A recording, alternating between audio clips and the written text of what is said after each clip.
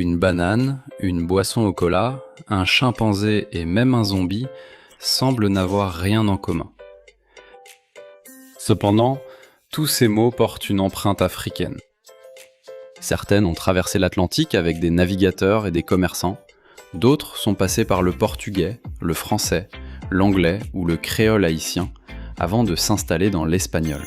Aujourd'hui, tu découvriras 10 mots d'origine africaine que tu utilises probablement sans le savoir. Et reste jusqu'à la fin car le dernier a tellement changé au cinéma qu'il a presque effacé sa signification originale.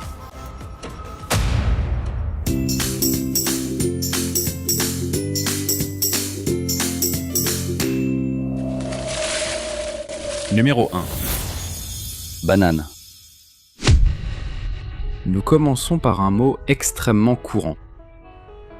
Le dictionnaire de la langue espagnole la présente simplement comme un mot du Congo.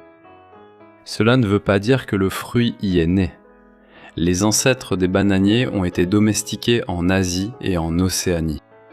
Mais la plante est arrivée en Afrique plusieurs siècles avant l'expansion européenne. Son nom africain a ensuite circulé sur les routes commerciales atlantiques et est passé très tôt au portugais et à l'espagnol, d'où il s'est diffusé dans de nombreuses langues. Ainsi, un mot international, présent aujourd'hui dans les supermarchés du monde entier, conserve en seulement 6 lettres la mémoire linguistique du Congo. Numéro 2. Igname. Ce tubercule à chair blanche ou jaune est un aliment de base dans de nombreuses cuisines d'Afrique, des Caraïbes et d'Amérique tropicale. Bien qu'il soit parfois confondu avec la patate douce, il se consomme cuit, rôti, frit ou en soupe. L'Académie royale espagnole le classe également comme un terme du Congo. Le terme a voyagé à travers la culture, le commerce et les déplacements forcés de population à travers l'Atlantique. Et il a fini par s'enraciner fortement dans l'espagnol caribéen et américain. Chaque fois que quelqu'un demande de l'igname au marché, il active une petite capsule d'histoire africaine. Numéro 3. Cola. Ici, nous parlons des célèbres boissons au cola. Cela vient du mandingue cola, un mot d'Afrique de l'Ouest. La noix de cola contient de la caféine, et pendant des siècles, elle a eu des usages sociaux, rituels et commerciaux dans différentes sociétés de la région. Plus tard, son extrait a été incorporé dans des toniques et des boissons rafraîchissantes, et le nom a fini par désigner toute une catégorie de boissons. C'est peut-être l'un des mots africains les plus inattendus utilisés dans la vie quotidienne. En disant boisson au cola, tu n'utilises pas un mot latin ni anglais, mais bien un emprunt africain qui a connu une diffusion mondiale. Numéro 4. Chimpanzé. Ça sonne comme un terme inventé par un naturaliste européen, mais son voyage commence en Afrique centrale. L'espagnol a pris chimpancé du français chimpanzé, et le français l'avait reçu d'un mot bantou de l'actuelle République démocratique du Congo. L'Académie n'indique pas de langue bantou précise, mais elle retient bien une filiation étymologique précise. Une dénomination africaine a été entendue et adaptée par des locuteurs du français, puis elle est entrée dans l'espagnol. Aujourd'hui, le mot désigne l'un de nos plus proches parents évolutifs. Numéro 5. Marimba. En Colombie, en Équateur, au Guatemala, au Mexique et dans d'autres pays, la marimba est bien plus qu'un simple instrument. Elle accompagne les fêtes, les danses, les mémoires communautaires et les identités régionales. Le dictionnaire académique attribue la marimba à une origine africaine. L'explication bantoue la plus répandue analyse ma comme un préfixe collectif et rimba comme une lame, touche ou objet saillant, de sorte que l'ensemble ferait référence à plusieurs lames que l'on frappe. L'instrument et son nom ont traversé l'Atlantique, et en Amérique, ils ont été recréés avec des bois locaux, des résonateurs et de nouvelles techniques par des communautés afrodescendantes, indigènes et métisses. Avant de continuer, n'oublie pas de t'abonner à cette chaîne et d'activer la cloche pour être informé lorsqu'une nouvelle vidéo sera publiée. Numéro 6. Samba. Peu de mots évoquent aussi rapidement le carnaval du Brésil.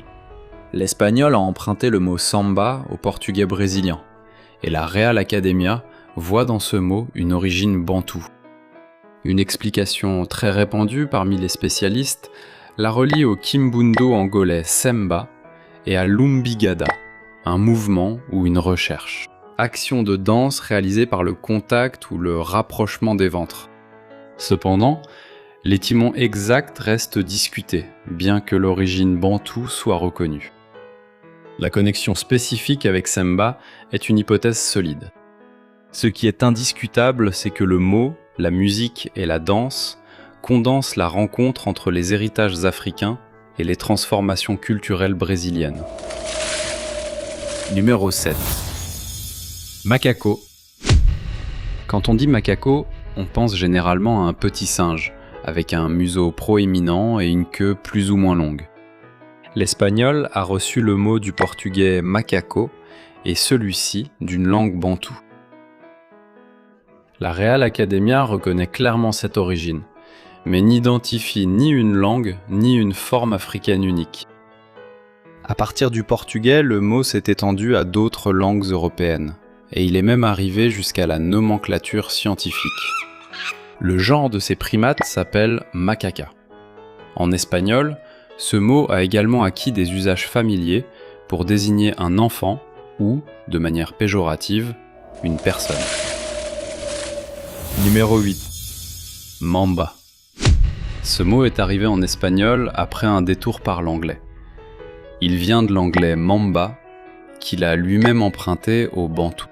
Il désigne plusieurs serpents africains du genre Dendroaspis, célèbres pour leur rapidité et leur venin extrêmement dangereux.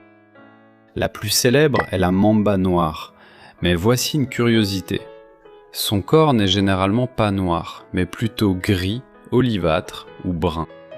Le nom vient de l'intérieur sombre de sa bouche, qu'elle montre lorsqu'elle se sent menacée.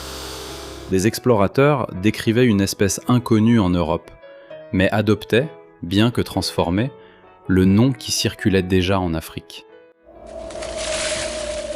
Numéro 9. Vaudou. Le cinéma le réduit souvent à des poupées transpercées d'épingles et à des malédictions. Mais la véritable histoire est bien plus profonde. L'Académie royale définit vaudou comme un mot d'Afrique de l'Ouest qui signifie « esprit ».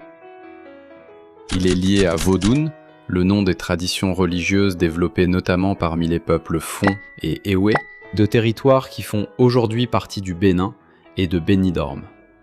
Le mot et les croyances ont traversé l'Atlantique et se sont transformés en Haïti et dans d'autres régions des Caraïbes, où ils sont entrés en contact avec des éléments catholiques et des traditions locales.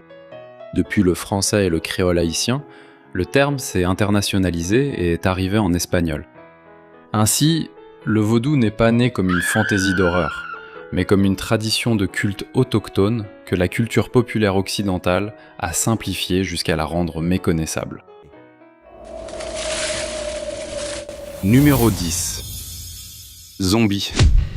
Le mot final a voyagé d'Afrique aux Caraïbes, puis des Caraïbes aux écrans du monde entier.